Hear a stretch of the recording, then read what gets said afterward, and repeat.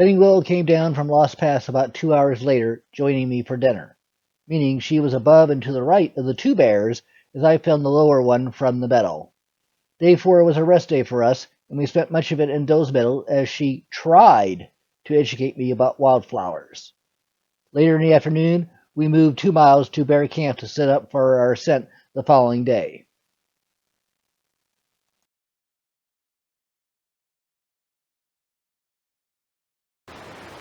We have made it to Bear Camp.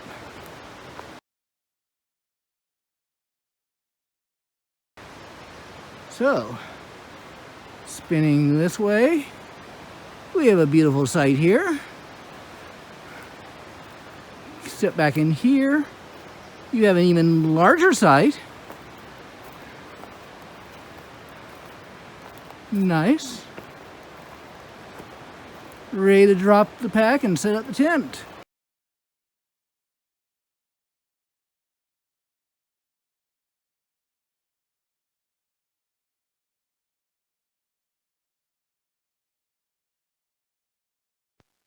Day 5, we set off on our 4-mile, 2,600-foot elevation climb from the Dosewallips River up to the top of Grey Wolf Pass. Looking at the trail, that is the trail's narrow and drop off. I forget looking out to see the view that is there. Yep. But half the reason for the trip is to see the view, but the other half of the reason for the trip is not to die. And then there were the blowdowns, 16 of them, which we loudly counted off as we stepped over them. Most of them, like this one, were easy. But number 12 was a pack-off monster due to substantial limbs remaining on it. After crawling over, I half-jokingly said, "We should have set up the camera and filmed that." And she gave me the evil eye that signaled, "There is no way I am going back over that just so we can film it." So you do not get an image of it. But halfway point, we stop and catch our breath and enjoy the view.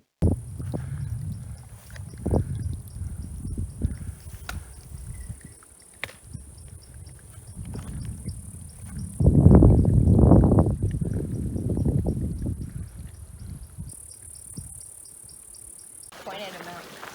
Look, it's so pretty. Oh my gosh. About 3/4 of the way up, and I had drunk my 2-liter bladder dry, although I had some left in the Nalgene bottle. We came to the stream, which we suspected was the last water source.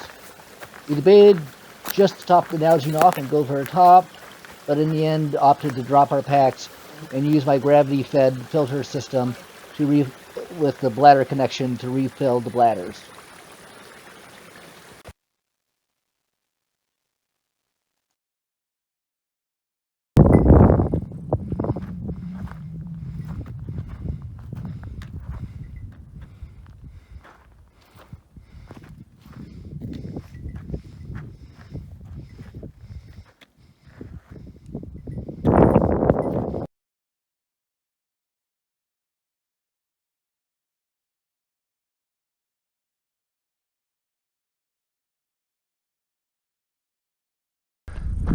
Hallelujah, dear Lord.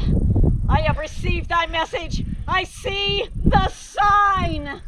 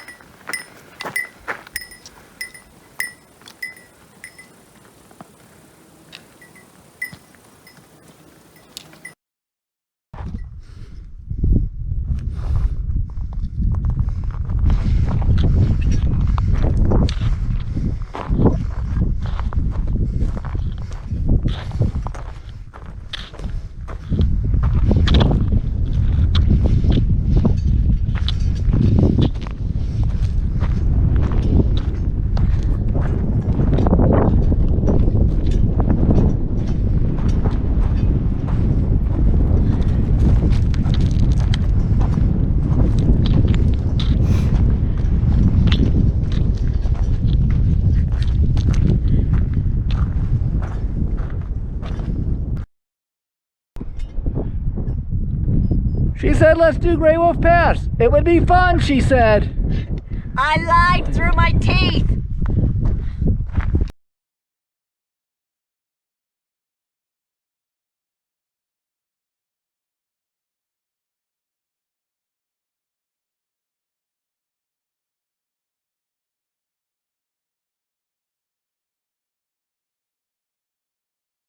Now we just have to figure out where we're gonna set up camp.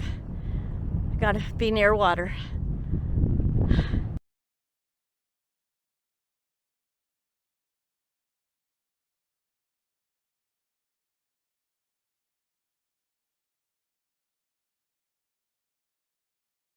Grey Wolf Pass is up behind those trees.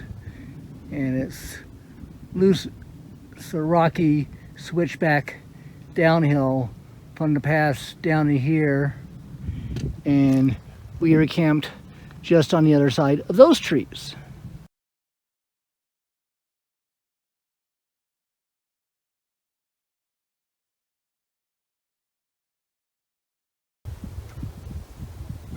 Upper Grey Wolf Basin.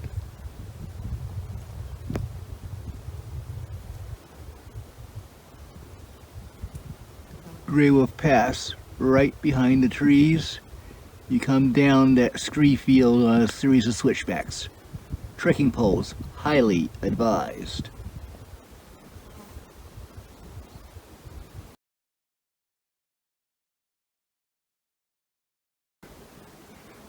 Remains of Grey Wolf Glacier at the top. Coming down, we've got one of two collection ponds and the beginning headwaters of the Grey Wolf River.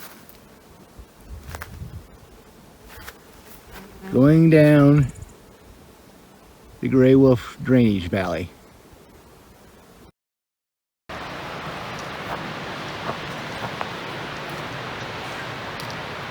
That was too pretty.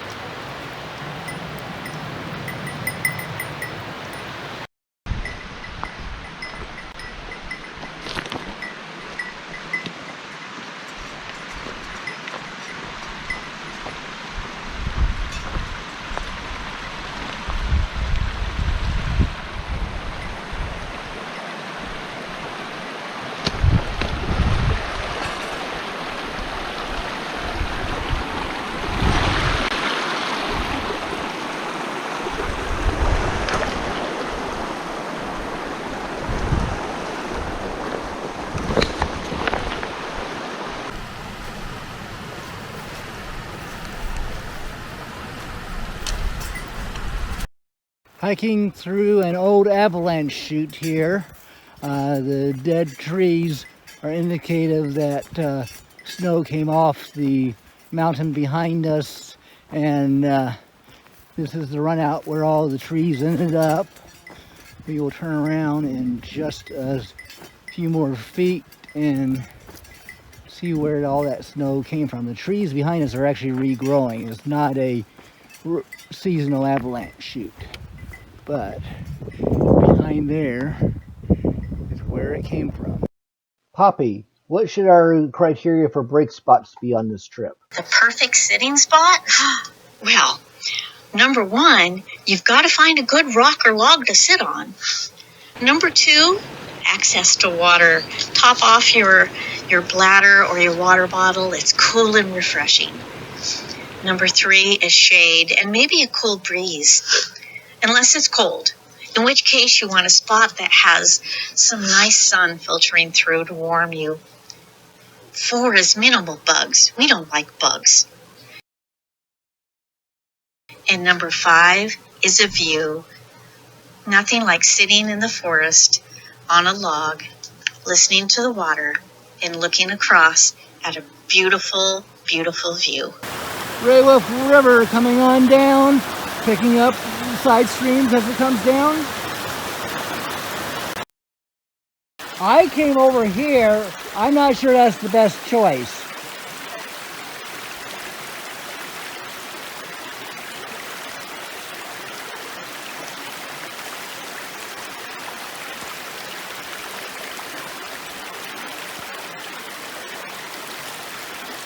So I did is I stepped over that thing, came around that log, and then sort of fell into the bank. Morning, we are here at Falls Camp. The site there. Benning, Will, and I have been up in there testing the levelness of how level you can sleep on. There's a site here. We had a plan A and plan B. One was to go to Cedar Lake, which is a 2.5 mile primitive trail from here. The plan B was to camp here if we just didn't feel up to another 2.5 miles.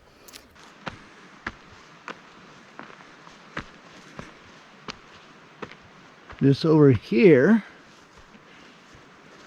is the remains of the shelter that was here before arson burned it down.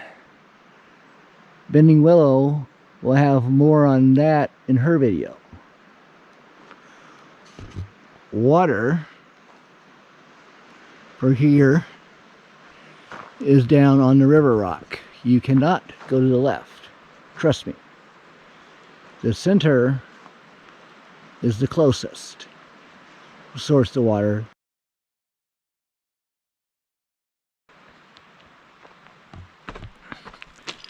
The quickest route to collect water is back through that mess.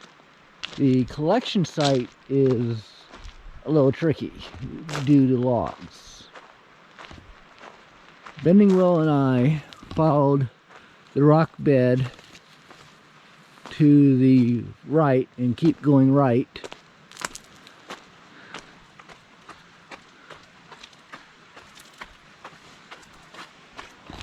Keep going right. Do not try to go through the forest. That's from experience. Follow the river rock. River rock takes you to the river.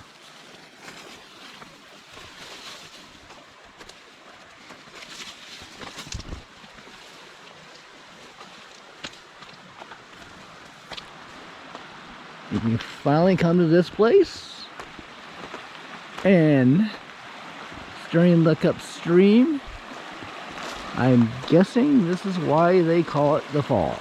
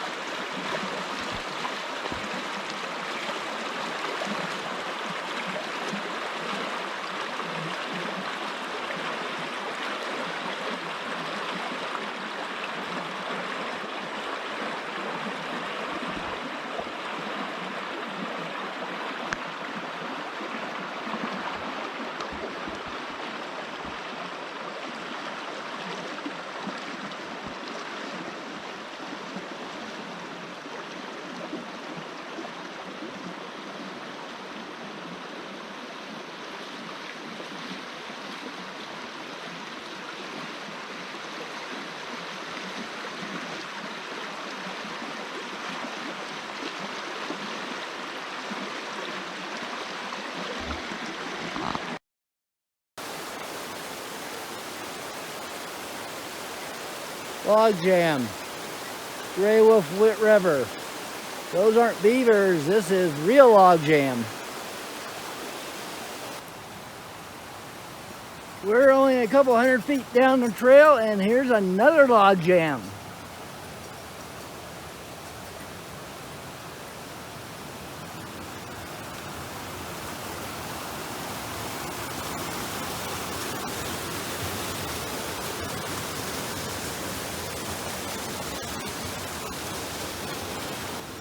Another 100 feet, another log jam.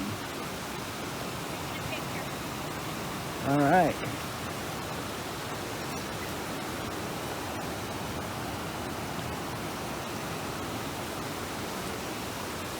Bending Willow is investigating even closer.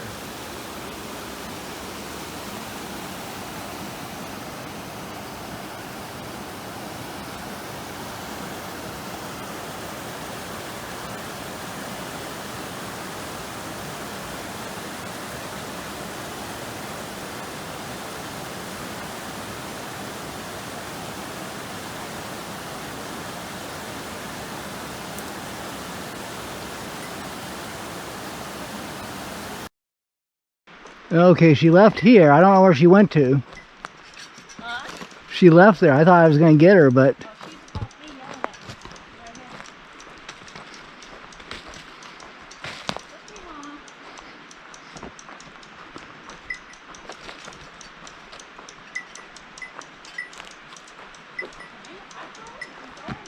Too close to the nest.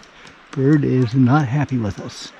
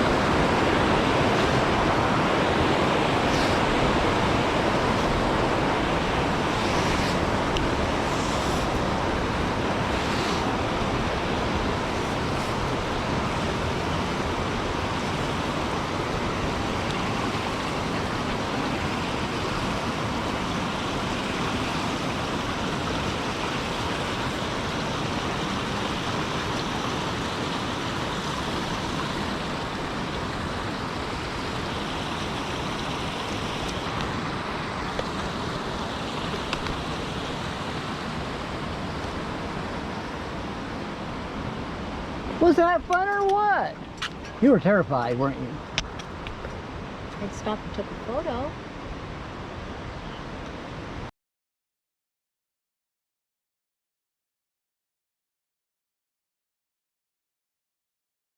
Oh, this is the junction. This is the junction. All right. This is the junction. Everything comes together right there and right there. Okay. So this one crosses the river.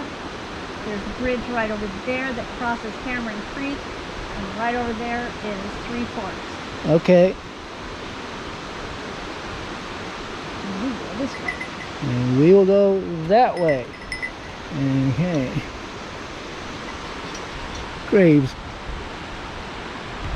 Wolf Pass, Slab Creek, Grey Wolf River, camera on over that direction. And we got a third of a mile, you said? Coming in to Grey Wolf Camp.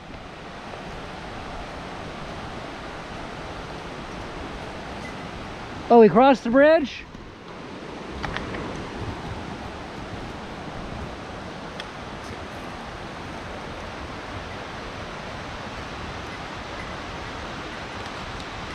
Somebody's already in that campsite. Ah, that's right.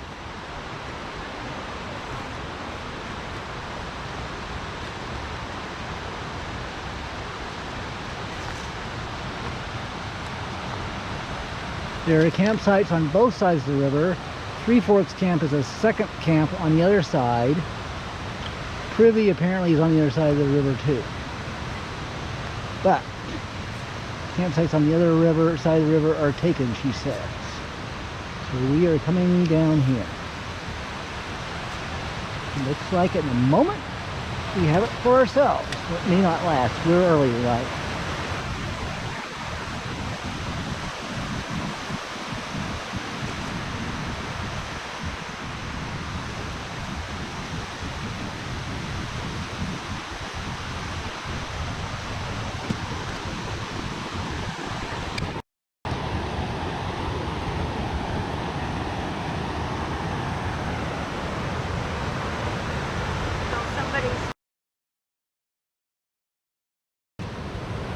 I'll be turning that into the park. Yeah. Trade off for my necklace.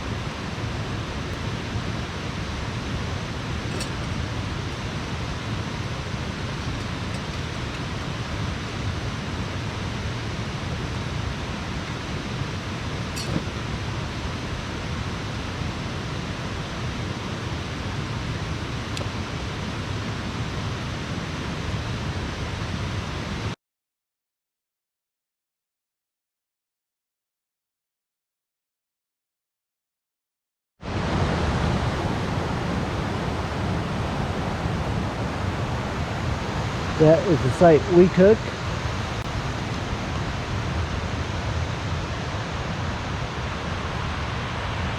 There's a small site over here.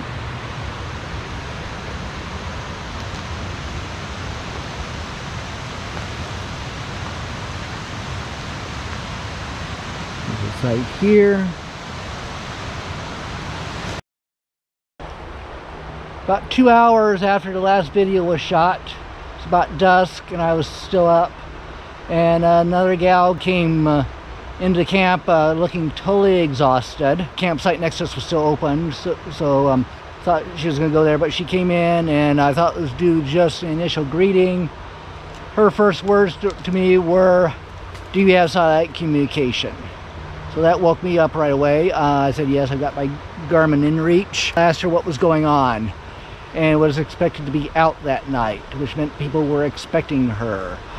She still had, it was dusk, she had 4 more miles of steep uphill, and she was in no shape to hike any longer. So she was going to camp where we were. She just had to get a message out so people wouldn't worry or even cause a needless search and rescue. So I got my Garmin Inreach and was able to text her contacts and let them know what was going on. I also talked to her about hiking solo without communication. She had her iPhone, the iPhone that doesn't yet have the satellite communication ability. It may be coming, but she didn't have a version with it. So until that happens, if you're gonna be out solo, you need to have communication. So the other thing that we talked about with this gal is that she had just come down in one day what Benny and Will and I had done in 3 days. And that is a section of trail that is not well traveled. You will see people every 4 to 6 hours if you stay on the trail. If you step off the trail, go to the bathroom, you're probably not going to be seen if something happens. If you take a spill on the scree field, you might slide to a point where you're injured but not life-threatening, but you still can't be seen from the trail. So this thing can save your life. I've had accidents out there. I took a spill on a wet bridge once and I went down hard. Benning Will actually had an accident where she went down on this trip and spent 20 minutes looking at the beautiful bruise on her leg, and that is why she only has one trekking pole for the last half of the video. So yeah, the animals out there are not a problem. There have not been any reported bear or cougar fatalities in Olympic National Park. Don't ask about mountain goats. Accidents happen out there. People disappear. 2022, a gal didn't come out. Took 4 days before they started search and rescue because she was hiking solo. They eventually found some of her gear and concluded that she had probably taken a bad fall at a bad spot, but as far as I know, her body was never found. And again, that was partly because they didn't even start searching for 4 days. 2021, a gal with part of a group actually just took a game trail rather than the main trail at a point and hiked for a considerable distance before she realized her mistake. She then tried to go cross country to vector to back to the main trail, and again a bum ankle, and she was so far off the trail. The search and rescue that was launched that immediately, because people in her group went double back, and they notified search and rescue the next morning. Search and rescue couldn't find her. She was significantly off trail. It wasn't until a few days later that an aircraft that joined the search, and she was able to flag it down, and they were able to get her out without too much. It was the only damage being a bum ankle and a little bit of hypothermia, and she was wet. So again, this thing can save your life. Both of these would have been solved had these people had some sort of satellite communication. I carry the Garmin Inreach. It has texting, it has tracking. There are other devices. I'm not going to go into the details of this device because there are plenty of other videos on YouTube going through all the functionality. I'm not going to compare this device to spot devices or other devices because I don't have those other devices, although Benning Will does have a spot. But the important thing is if you're going to be out there multiple days, you've got to have communication of some sort. This thing can save your life. They talk about hiking with a buddy. I was in Scouts for 20 years. I always told the Scouts, hike with a buddy, because if something happens to you, your buddy runs down the trail and gets help. This is my buddy. This can get me help faster than someone running down the trail. If I hit the SOS button on the side here, it sends my exact GPS location, and then I can follow up with a text message of what is wrong. Did I just break my ankle, but I'm not in a life-threatening situation? Or was I totally stupid and tried to pet a bear and got mauled and therefore need a more rapid response? And even with this, there are places I will not go solo. Benning Will and I had actually planned to go into the Upper Queets drainage over Labor Day. Her work prevented that from happening. I've been the first 12 miles on the Queets Trail solo. I'm not going beyond that solo because it is too remote. And even with this device, it's an area where I will not go solo. So there are even limits to having this device that you gotta use a little bit of common sense on. This thing also has tracking on it. If something should happen to me, like a tree falls and knocks me unconscious, people will find out where the last ping was on my last ping. And if it's not moving, they're going to come right to this device. So even if I'm incapacitated, and I send out messages at least twice a day to let people know. And so if someone doesn't get a message, they're going to get real suspicious. So as I said, that's my lecture for this trip. You have communication out there. This thing, again, could save your life.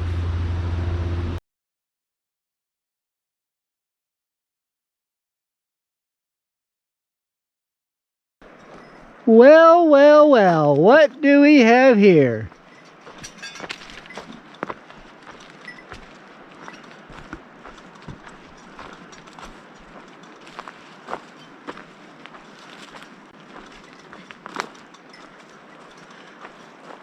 Christy, I knew you were a tree hugger. I am a tree hugger to the end. Just don't love this one. Oh. Oops, broke the bark.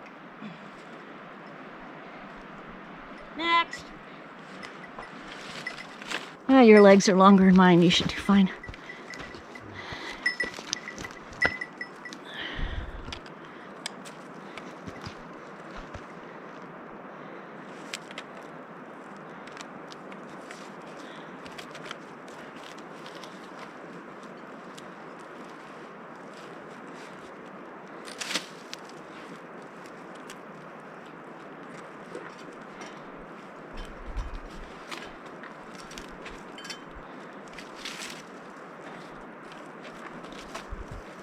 Ta-da! 500 feet after the last blowdown, we hit the sign welcoming us to the Olympic National Park, Olympic National Forest boundary. So this means anyone coming in the other direction after hiking 4 miles in the Olympic National Forest hit the boundary and 500 feet later are greeted by the first blowdown.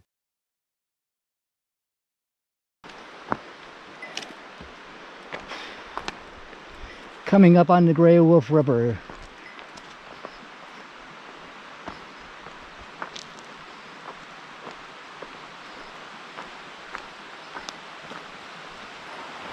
Over here, we have Duckin Flats camp area. We are not staying at Duckin Flats, but it is here. We are turning around. We are coming back to what's its name bridge over the Grey Wolf River with a big step up for the first one. And there's Bending Willow. Okay, trying to do this and not hold on to the railing, which may not be smart. Beautiful bridge. Beautiful river.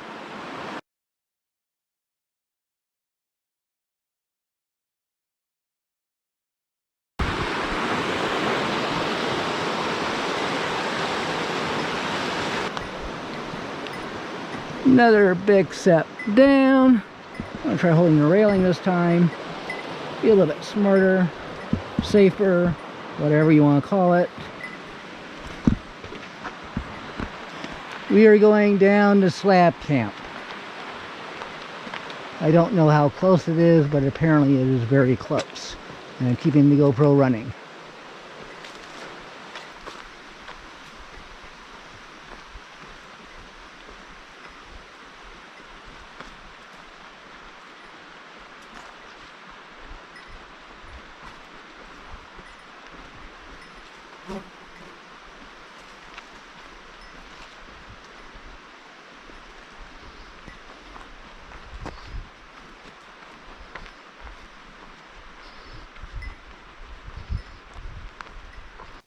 After the trip voiceover here, as I did not record anything on our final half day out.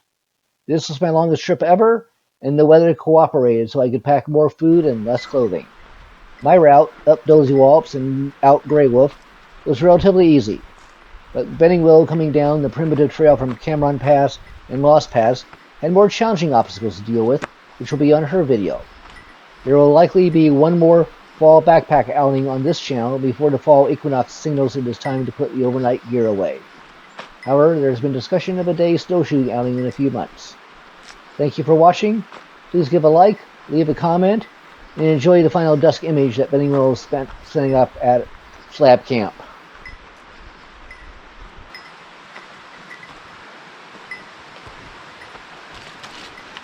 Okay, river's right over there. This will be where we'll be spending our final night camping. Oh, and look at the perfect bench. It doesn't get better than this. I never met a bench I didn't like.